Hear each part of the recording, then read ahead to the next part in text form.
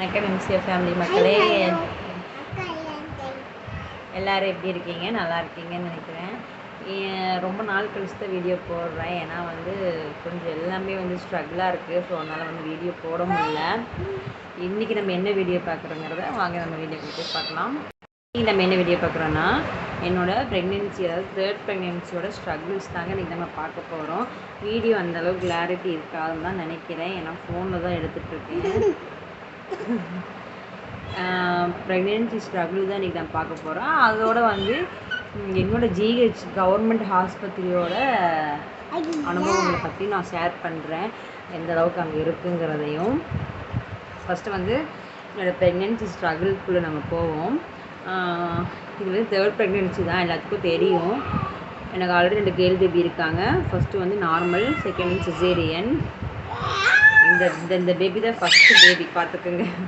First baby. Second baby வெளியில் இருக்காங்க. வெளியில் இருக்காங்க. இது 3rd பேபி கேரி பண்ணிகிட்ருக்கேன். இப்போ கரெக்டாக 8 months half ஆயிடுச்சு. 8.5 ஆயிடுச்சு. 8.5 மாதம் பக்கம் ஆயிடுச்சு. இன்னும் மேக்ஸிமம் இன்னும் ஒரு 4 week தான் இருக்குது. கவர்மெண்ட் ஹாஸ்பிட்டல் அட்மிட் ஆக சொல்லியிருக்காங்க. சிசேரியனுக்கு போய் அட்மிட் ஆகணும்.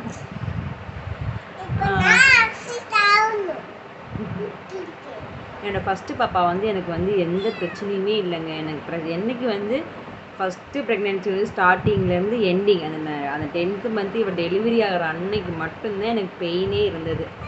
செகண்டுமே காமனாக அதே மாதிரி தான். என்ன 8 மாதத்துக்கு மேலே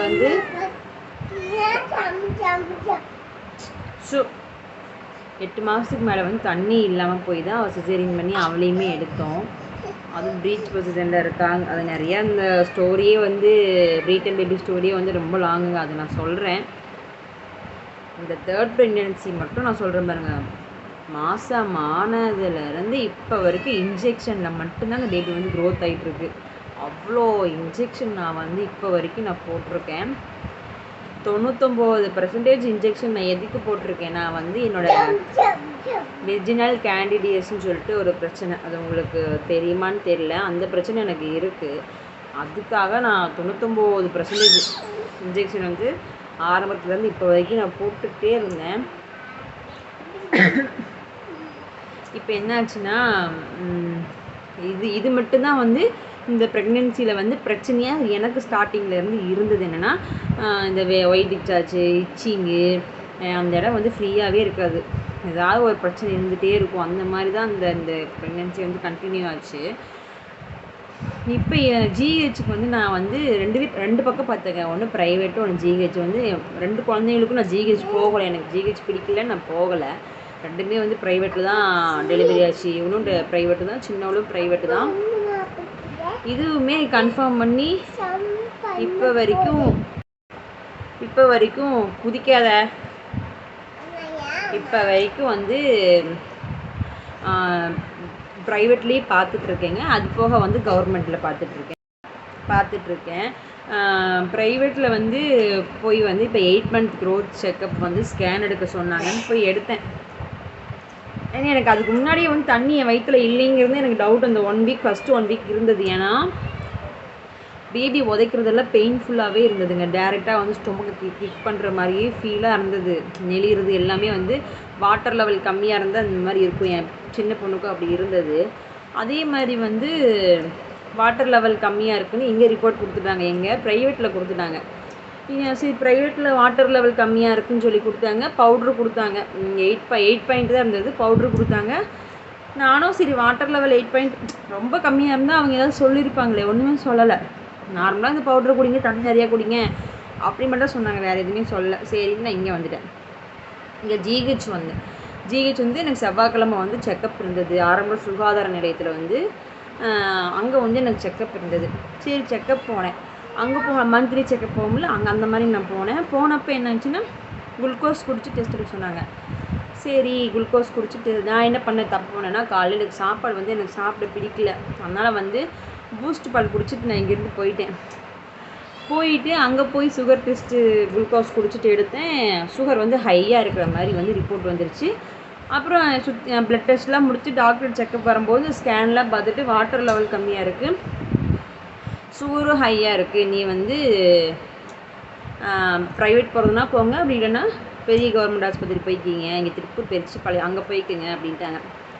சரி ஓகே அப்படின்னு நான் வந்துட்டு அப்புறம் என் ஹஸ்பண்ட்டு நான் கேட்டேன், இந்த மாதிரி ப்ரைவேட் போகலாமா இல்லை கவர்மெண்ட் போகலாமான்னு கேட்டேன். சின்னவளுக்கு இந்த மாதிரி தானே ப்ரைவேட்டுக்கு போய் தானே இப்படி சிசேரியன் பண்ணுற நிலைமை ஆயிடுச்சு, வேணாம் தண்ணிக்கெல்லாம் வந்து கவர்மெண்ட் வந்து பெட்டராக இருக்கும், அதனால் கவர்மெண்ட் போகலாம் அப்படின்னாரு. கவர்மெண்ட் போகலான்னு சொல்லிட்டு சரி கவர்மெண்ட் நாங்கள் போனோம். அடுத்த நாளே வந்து கவர்மெண்ட் போயிட்டேன். அடுத்த நாள் போகல, அடுத்த நாள் வந்து இங்கே ஃபாஸ்டிங் டெஸ்ட்டு வந்து சுகர் டெஸ்ட்டு மறுபடியும் எடுக்கணும். நாங்கள் மறுபடியும் காலையில் சாப்பிட்றதுக்கு முன்னாடி போய் எடுத்து அப்பயுமே சுகர் வந்து ஹையாக தான் காமிச்சிச்சு. காலையில் வந்து ரைஸ் சாப்பிட்டு போனதுனால சுகர் அதிகமாக காமிச்சா என்னன்னு தெரிலங்க. சரி ஓகேனா இது 8 மந்த்துக்கு முன்னாடி வரைக்கும் ஒரு நாள் சுகர் டெஸ்ட்டில் சுகர் ஹையாகவே கிடையாது. இந்த 8 மந்த்தில் தான் இந்த பிரச்சனை வந்தது. சரி ஓகே கவர்மெண்ட் ஆஸ்பத்திரி போய்க்கலான்னு சொல்லிட்டு கவர்மெண்ட் ஆஸ்பத்திரி போகிறதுனா 10 மணி 9 மணிக்குள்ளே போக முடியாதுங்க, ஏன்னா கூட்டமாக இருக்கும். அதனால் வந்து நான் வந்து 7:30 மணிக்கே போய் டோக்கன் போட்டுருவேன். ஜிஹெச்சில் டோக்கன் போட்டுட்டு செக்கப்லாம் போயிட்டேன். நான் வந்து நார்மலாக சரி தண்ணி குடிக்க சொல்லுவாங்க, அந்த மாதிரி சுகர் கண்ட்ரோல் பண்ண சொல்லுவாங்க அப்படின்னு நினச்சிட்டு நான் போனேன். போய் எல்லாம் நாங்கள் ஹிஸ்ட்ரி எழுதுகிற டாக்டர் இருப்பாங்க, ஹிஸ்ட்ரி எழுதிட்டு நெக்ஸ்ட்டு வந்து டாக்டரை பார்க்க போனோம். போயிட்டு படுத்துட்டு அவங்க அங்கே எப்பயுமே வந்து கவர்மெண்ட் ஆஸ்பத்திரி வந்து ஸ்கேன் பண்ணி பார்ப்பாங்க, குழந்த வந்து ஹார்ட் பீட் எப்படி இருக்குது, எந்த பொசிஷனில் இருக்குது, வாட்டர் லெவலெல்லாம் பார்ப்பாங்க.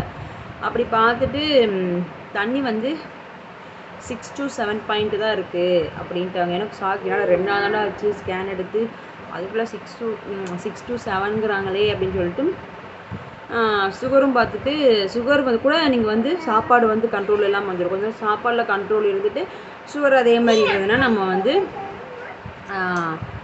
சுகர் டேப்லெட்டு இன்சுலின் அந்த மாதிரி போடுற மாதிரி இருக்கும், நீங்கள் வந்து சாப்பாட்டில் கண்ட்ரோல் இருந்து பாருங்கள். நாங்கள் சரி ஓகேன்ட்டு நாங்களும் வந்துட்டோம். நான் வரல, அங்கே ஸ்கேன் பண்ணி பார்த்துட்டு 6 to 7 தான் நான் தண்ணி லெவல் இருக்குது, அதனால் வந்து நீ அட்மிட் ஆகிக்கோன்ட்டாங்க. அட்மிட் ஆகலைன்னு சொன்னாலும் கவர்மெண்ட் ஹாஸ்பிட்டல் வந்து கையெழுத்து வாங்கி தாட்டிடுவாங்க. இந்த மாதிரி அங்கே டாக்டர் வந்து அட்மிட் ஆக சொன்னாங்க, நாங்கள் வந்து அட்மிட் ஆகலை விரும்பலை, இதுக்கடையில் எந்த பிரச்சனை வந்தாலும் எங்களோட பொறுப்பு தான் அப்படின்னு சைன் வாங்கிடுவாங்க. வேணாம் எதுக்கு ரிஸ்க்கு அப்படின்னு சொல்லிட்டு சரி நான் அட்மிட் ஆகிக்கிறேன் அப்படின்னாங்க. டாக்டர் சொல்லும் போது என்ன சொன்னாங்கன்னா, வாட்டர் வந்து நாங்கள் ஏற்றுவோம், அதாவது வாட்டர் ஏறுறதுக்கு நான் இன்ஜெக்ஷன்லேருந்து எல்லாமே போடுவோம், அது உனக்கு வந்து வாட்டர் ஏறலைன்னா அடுத்தபடியாக வந்து சிசேரியன் பண்ணி குழந்தை எடுக்க தான் பார்ப்போம், ஏன்னா வந்து தண்ணி வந்து ரொம்ப கம்மியாகிட்டே போச்சுன்னா குழந்தைக்கு வந்து ப்ரீத்திங் ப்ராப்ளம், மோஷன் போகிறது, அது நிறைய பிரச்சனை ஆகிடும், காம்ப்ளிகேஷன் ஆகிடும் அப்படின்னாங்க. சரி ஓகேன்ட்டு நாங்களும் சரி ஓகே நான் அட்மிட் ஆகிக்கிறேன்னு சொல்லிட்டு நான் வந்துட்டேன். ஆனால் எனக்கு என்னென்னா இந்த வார்த்தை அட்மிட் கூட நான் நார்மலாக தான் இருந்தேன், ஆனால் இந்த வார்த்தை சொல்லிட்டாங்கல்ல குழந்தைய வந்து எடுத்துருவோன்னு, அது எனக்கு ரொம்ப அன்கண்ட்ரோல் ஆகி அழுக ஆரம்பிச்சிட்டேன். ஏன்னா வந்து என் 2வது பொண்ணுக்கும் எமர்ஜென்சியாக எடுத்து தான் 3 நாள் அவளை நான் பிறந்ததுலேருந்து 3 நாள் நான் பார்க்கவே இல்லை. 3ஆவது நாள் தான் கையில் கொண்டாந்து கண்ணிலே காமிச்சு அப்போ தான் பார்த்தேன். 3ஆவது நாள் அந்த 3 நாள் வந்து என் சிசேரியனை கூட தாங்கிக்கிட்டேன், அந்த குழந்தை இல்லைங்கிற வழியை தாங்கவே முடியல. மறுபடியும் அதே நிலைமையா, மறுபடியும் குழந்தைய எடுத்து கொடுத்து குழந்தை கண்ணில் கூட காட்ட மாட்டாங்களே அப்படின்னு சொல்லிட்டு அது மறுபடியும் எனக்கு அந்த ஓவர் திங்கிங் ஆகி நான் ஆஸ்பத்திரியும் கூட பார்க்கல, அப்படியே கேமோன்னு அழுதுட்டு வெளியே வந்து என் ஹஸ்பண்ட்டை சொன்னேன், இந்த மாதிரி சொல்லிட்டாங்கப்பா அப்படின்னு. அழுதா சரியாக போயிருமா, அதெல்லாம் நடந்துதான் ஆகும் அப்படின்னு பார்த்துக்கலாம் அப்படின்ட்டாங்க. சரி ஓகேன்ட்டு அப்புறம் நான் ஹாஸ்பிட்டலில் அட்மிட் ஆனேன். அப்புறம் என் கூட வந்து என் சிஸ்டர் தான் இருந்து பார்த்துட்டு அப்புறம் நாங்கள் போனவுடனே எனக்கு ஏற்கனவே கவர்மெண்ட் ஆஸ்பத்திரியே வந்து ஒரு வெறுப்பாக தான் இருந்தது. ஐயோ இங்கே போகணுமா, ஏன்னா நிறைய ப்ரைவேட் ஆஸ்பத்திரி விட கவர்மெண்ட் ஆஸ்பத்திரி தான் கழுவி ஊற்றுறாங்க எல்லாம். நியூஸ்லேருந்து எல்லாமே பார்க்குறோம், இங்கேயா போகணுன்ட்டு போயிட்டேன். வெளியவே பாத்ரூம் க்ளீனாக இருக்காதுங்க, அந்த ப்ரெக்னென்சி செக்கப் பண்ணுற வாடே க்ளீனாக இருக்காது, மேலே வரைக்கும் போகணுமேன்னு சொல்லிட்டு சரி அட்மிட் ஆகணுமேன்ட்டு அப்புறம் அட்மிட் ஆனேன். அட்மிட் ஆன உடனே என்னென்னா யூரின் டியூப் போட்டாங்க. இது என்கிட்ட கீழே சொல்லவே இல்லை, சொல்லி தான் நான் சத்தியமாக அட்மிட் ஆகிருக்க மாட்டேன். யூரின் டியூப் போட்டாங்க. கேட்டால் அது இன்ஜெக்ஷன் போடுவாங்களாம். அந்த இன்ஜெக்ஷன் வந்து போடும்போது யூரின் வந்து வந்தால் வரும், இல்லாட்டி வராது, அது எவ்வளோ கால்குலேட் பண்ணுறதுக்குன்னு ஏதோ சம்திங் சொன்னாங்க. அதனால் வந்து இன்ஜெக்ஷன் போட்டாங்க. இன்ஜெக்ஷன் போட்டு அந்த டியூப்பில் வந்து யூரின் வந்து நம்ம கலெக்ட் பண்ணி கீழே ஊற்றிட்டு இருக்கணும். சரி ஓகே 2 நாள் தாங்க முடியாத வலி, இன்றைக்கி போட்டு நாளைக்கு இதே நேரத்துக்கு கழட்டிடுவாங்க. ஆனால் சரியான வலிங்க, சிசேரியன் கூட தாங்கிடலாம், இந்த மாதிரி யூரின் டியூப்லாம் தாங்கவே முடியாது. அப்புறம் யூரின் டியூப்லாம் போட்டு எனக்கு நான் பாத்ரூம் பக்கம் அப்போ வரைக்கும் போகல. அப்புறம் அடுத்த நாள் தான் நான் பாத்ரூம் போனேன். யூரின் டியூப் போட்டு எப்படி டாய்லெட்லாம் யூஸ் பண்ணுறது அப்படின்னு கேட்டால் அவங்க அப்படியே தான் யூஸ் பண்ணணும், அதுதான் கழட்டிலாம் யூஸ் பண்ண முடியாது, அதுக்கு சம்மந்தமே இல்லை. ஆனால் டாய்லெட் யூஸ் பண்ணலான்னு போனால் டாய்லெட் அங்கே நீட்டும் கிடையாது. அந்த இதில் இந்த எரிச்சலோடு அதுலேயே உட்காரவும் முடியல, ஏகப்பட்ட பிரச்சனைங்க. ஒரு அந்த சாப்பிட்டு தட்டு கழுவுவோம், அந்த தட்டு கழுவுறது இந்த சொல்கிறது பேஷன்ஸ் மொத்தமே வந்து ஒரு சுத்தமாக சூரத்தனமாக இருப்பாங்க, ஒரு நீட்னஸ்ஸே கிடையாது. அந்த கூட இருக்க அட்டண்டர்ஸும் சரி யாருமே அவங்கவுங்க வீட்டில் வந்து இப்படி கருவேப்பிலை கொத்தமல்லி வெளியே தான் டஸ்ட்பின் இருக்குது, அதில் போட மாட்டாங்க, அதை கழுவி அப்படியே உள்ளே விட்டுருவாங்க. அவங்க வீட்டில் இப்படி தான் இருப்பாங்களா? பாத்ரூம் திறந்து வச்சுட்டே வந்து அங்கே உட்காந்து பாத்ரூம் போகிறது குளிக்கிறது திறந்து வச்சுட்டே ஒரு ஒரு ஒரு சொல்கிறது ஒரு சங்குஜமே இல்லாமல் பண்ணிகிட்ருப்பாங்க. ஐயோ எனக்கு அதை பார்க்கவே அருவருப்பாக இருந்தது. பாத்ரூம் போய் தண்ணி ஊற்ற மாட்டாங்க, நல்லாவே தண்ணி ஊற்றாமல் வருவாங்க. அப்புறம் இந்த விஸ்பர் இந்த பொம்பளைங்க இருக்கீங்களே அப்பா சாமி, ஒரு விஸ்பர் வந்து எப்படி டிஸ்போஸ் பண்ணணுங்கிறத சின்ன ஏஜ் அட்டெண்ட் பண்ணதுக்கு அப்புறமே சொல்லி கொடுத்துருவாங்க. அது போக ஸ்கூலில் சொல்லித்தராங்க, அது போக வந்து ஏரியாவுக்கு நர்ஸுங்க வந்து ட்ரைனிங் கொடுக்குறாங்க. இதை விட என்ன வேணும்? ஒரு டஸ்ட்பின் எடுத்து போடணுங்கிற ஒரு காமன் சென்ஸ் கூட கிடையாது. அப்படியே அதை எடுத்து அப்படி ஓரமாக போட்டுட்டு யூஸ் பண்ணிட்டு வர்றது. அடுத்து நீங்கள் தானே அந்த பாத்ரூம்குள்ளே போக போகிறீங்க, எப்படி போவீங்க? அருவருத்தன்மையே இருக்காதா? எனக்கு சரியான கடுப்புங்க. எனக்கு கவர்மெண்ட் ஹாஸ்பிட்டலில் குறை சொல்கிறத விட அதை அசிங்கப்படுத்துகிற இந்த பொதுமக்களை தான் நான் குறை சொல்லுவேன். உங்களுக்கு எல்லா சலுகையும் கிடைக்கிது கவர்மெண்ட் ஆஸ்பத்திரியில். குழந்தை ஏதாவது ஒரு தப்பு பண்ணிட்டாங்கன்னா கவர்மெண்ட் ஆஸ்பத்திரி டாக்டர்லேருந்து எல்லாத்தையும் எப்படி கேவலப்படுத்த முடியுமோ கேவலப்படுத்துகிறாங்க. ஆனால் வந்து அதை சுத்தமாக வச்சுக்கிறது அப்படிங்கிறது இந்த மக்களுக்கு தெரியறதில்ல. ஒரு ஃப்ரீயாக கொடுத்தாங்கன்னா அதை எப்படி சுத்தமாக வச்சுக்கணும்னு தெரியாதா? ஒரு பாத்ரூம் சுத்தம் இருக்காது, சொல்லவே முடியாதுங்க. அவ்வளோ ஒரு க்ளீனிங்கே இல்லாமல் தான் பண்ணிகிட்ருப்பாங்க. அங்கே இருக்கிற நர்ஸுங்க ஸ்டாஃபுங்க டாக்டருங்க எல்லாமே ஓகே தான், நல்லா பார்க்குறாங்க. நான் கூட என்னமோ நினச்சி தான் இருந்தேன். ஆனால் வந்து எனக்கு டெய்லி ப்ராப்பராக வந்து ஸ்கேன் பண்ணி குழந்தைய பார்க்குறாங்க. டெய்லி டாக்டர் கரெக்டாக 10 to 12 மணிக்குள்ளே வந்து எல்லாமே ப்ராப்பராக பண்ணி எல்லாமே இன்ஜெக்ஷன்லேருந்து டைமிங்கு எல்லாமே பண்ணி எல்லாமே கைண்டாக தான் பண்ணுறாங்க. ஒவ்வொரு நர்ஸ் வேணால் ரூடாக இருக்கலாம், அதே மாதிரி இன்சார்ஜ் அந்த செக்யூரிட்டி இந்த மாதிரி வேணால் கொஞ்சம் ரூடாக இருக்கலாம், மிச்சப்படி வந்து அவங்களுக்கு குறைய சொல்ல முடியாது, நல்லா தான் பார்க்குறாங்க. நானே வந்து இப்போ ஃபிக்ஸ் பண்ணி தான் வச்சுருக்கேன். ஓகே நம்ம கவர்மெண்ட்டே இப்போ டெலிவரி பண்ணாலும் ஒன்றும் பிரச்சனை இல்லை, நல்லா தான் பார்க்குறாங்க. அங்கேயே இப்போ டெலிவரி பண்ணிக்கலாம். ஆனால் என்ன இந்த 4-5 நாள் அங்கே இருக்கணுன்னாலும் சகிப்புத்தன்மையாக தான் இருக்கணும். என்னென்னா இந்த மக்கள் பண்ணுற அசுத்தம், இந்த பாத்ரூம் க்ளீனஸ்ஸு, இந்த சாப்பாடு அப்படி கொண்டு கொட்டுறது, வாந்தி வரும் பெரட்டிட்டு, அது மட்டும்தான். அந்த மிச்சதெல்லாம் டாக்டர் நர்ஸ் யாரையுமே வந்து நம்ம குறை சொல்ல முடியாது, நல்லா தான் பார்க்குறாங்க. எனக்கு பொறுத்தளவுக்கு எனக்கு நல்லா பார்த்தாங்கங்க, அதனால நான் குறையெல்லாம் அவங்கள சொல்ல மாட்டேன். அவங்களும் நம்மளை மாதிரி எத்தனையோ பேஷண்ட் பார்க்குறாங்க. ஸோ அதனால் வந்து ஒவ்வொருத்தவங்க சிறுன்னு பேசுவாங்க. ஏன்னா இத்தனை பேஷண்ட்டையும் வந்து மெயின்டைன் பண்ணணும்ல. ப்ரைவேட் ஆஸ்பத்திரினா ஒரு டாக்டர் 5 போனால் 10-15 பேஷண்ட் தான் வருவாங்க. இங்கே அப்படி கிடையாது, இது குப்பை மாதிரி வருவாங்க. அத்தனை பேர்த்தையும் டாக்டர் வந்து மெயின்டைன் பண்ணணும். அவங்களெல்லாம் வந்து எதுவுமே சொல்ல முடியாது. இப்போ வந்து தண்ணி லெவலில் ஏற்றி அனுப்பிச்சாங்க வீட்டுக்கு. நானாக தான் டிஸ்சார்ஜ் கேட்டேன், என்னால் முடியல, பாப்பாங்களையும் விட்டுட்டு இருக்க முடியல பார்க்காம, அதனால் டிஸ்சார்ஜ் பண்ணுங்கள், நான் வீட்டுக்கு போயிட்டு தண்ணி நான் வந்து கண்ட்ரோலாக இருந்துக்கிறேன் அப்படின்னு சொல்லிட்டு வந்துட்டேன். இப்போ தண்ணி குடிச்சிட்டு தான் இருக்கேன்.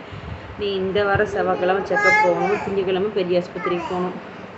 இன்னும் இப்போ வரைக்கும் என்ன பிரச்சனைனா 8.5 month ஆயிடுச்சு. இன்னும் ஸ்டொமக் பெயின் மட்டும் அப்பப்போ ஸ்டொமக் பெயின் மட்டும் வந்து போகுது. பார்ப்போம் என்ன நடக்குதுன்னு. ஒரு பயமாக தான் போயிட்டுருக்கு ட்ராவலே. ஸோ வந்து நம்ம என்னங்கிறத நம்ம பார்ப்போம்.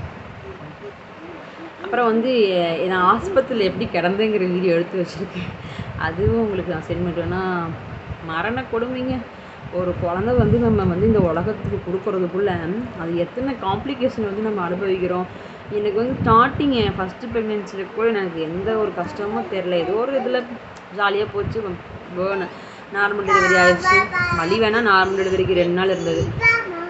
சிசேரியன் இப்படி 3வது குழந்த, நமக்கு இத்தனை கஷ்டம், இத்தனை இன்ஜெக்ஷனில் வாழ்கிற அந்த குழந்தையோட நிலைமை எப்படி இருக்கும்னு நினச்சா ரொம்பவே வந்து கஷ்டமாக தான் போயிட்டுருக்கு. பார்ப்போம் என்ன நடக்குதுன்னு. நான் நெக்ஸ்ட் டைம் செக்கப் போகும்போது நான் வீடியோ எடுத்து உங்களுக்கு நான் அப்லோட் பண்ணுறேன்.